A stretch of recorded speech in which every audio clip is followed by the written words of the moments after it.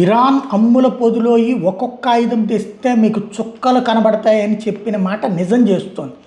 ఒకటి, air defence సిస్టమ్స్ని ధ్వంసం చేసాడు. ఏకంగా Thar air defence system America వాటిని ధ్వంసం చేసి అవతల పడేయడం ఒక ఎత్తు. రెండవది వచ్చేటప్పటికి అనేక చోట్ల అంటే ఎయిర్ డిఫెన్స్ సిస్టంలో వీళ్ళ మిస్సైలు జిగ్జాగ్ మిస్సైల్స్ అనమాట. అంటే ఒక మిస్సైల్ బయలుదేరిన తర్వాత దాని మీదన రాడార్ నుంచి వచ్చిన సిగ్నల్తో ఒక మిస్సైల్ అటాక్కి వస్తే ఇందులో నుంచి 6 మిస్సైళ్ళు వెళ్తున్నాయి. ఒక్క మిస్సైల్ని రాడార్లో నుంచి వచ్చిన మిస్సైల్ ధ్వంసం చేస్తే ఈలోపు 5 వెళ్ళి కొడుతున్నాయి. అట్లాంటి దాంతోనే కొట్టింది. ఇది ఒక ఎత్తు అయితే ఇప్పుడు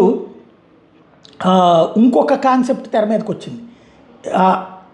అన్ప్రిడిక్టెడ్ వెపన్స్ ఉన్నాయి.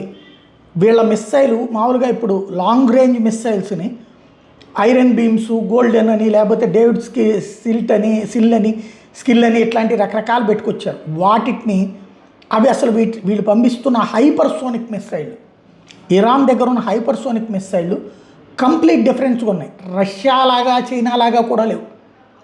ఇది ఇరాన్ ఎట్లా కనిపెట్టిందో అర్థం కాక తలబట్టుకోవడం అమెరికన్ల వంతు అవుతుంది. ఎందుకంటే మామూలుగా దానికి లక్ష్యం నిర్దేశించాక శబ్దం కంటే వేగంగా వెళ్తుంటుంది. సరే, మన రాడార్ పసిగట్టి దాన్ని ధ్వంసం చేయడానికి వచ్చినప్పుడు సూటిగా ఇట్లా వెళ్తున్న దాన్ని ఇలా కొట్టచ్చు, కానీ ఎట్టెట్ట జిగ్జాగ్గా వెళ్ళిపోతుందట. ఈ జిగ్జాగ్ విధానాన్ని మొట్టమొదటిసారిగా చూసినటువంటి అమెరికన్ డిఫెన్స్ ఎక్స్పర్ట్లు ఇప్పుడు తలబట్టుకోవాల్సి వస్తుంది.